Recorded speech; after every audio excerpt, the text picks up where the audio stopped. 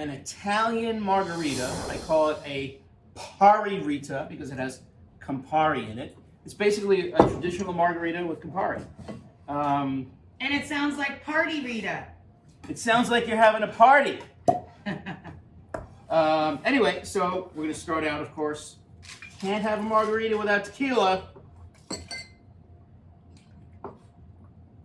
So we're going to start off with some, I'm using silver tequila, just because it's nice and clear. It's clear. Because I want to see the color of the Campari in this drink.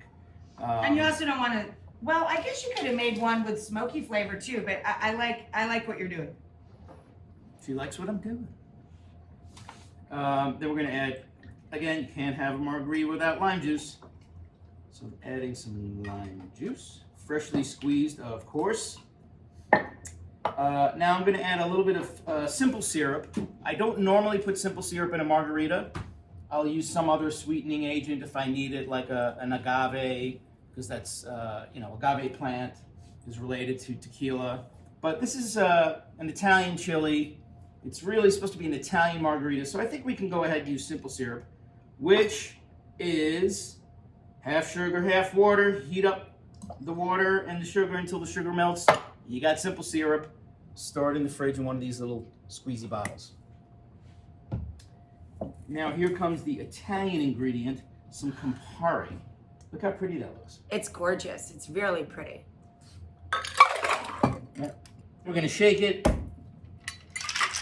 You can shake drinks that have juices or cloudy ingredients in them. It's going to get cloudy anyway. If you don't have a cloudy ingredient in your drink, like a classic martini or Manhattan, you probably stir it. Mm-hmm. Takes a little longer to chill the drink, but it won't get cloudy and look kind of weird.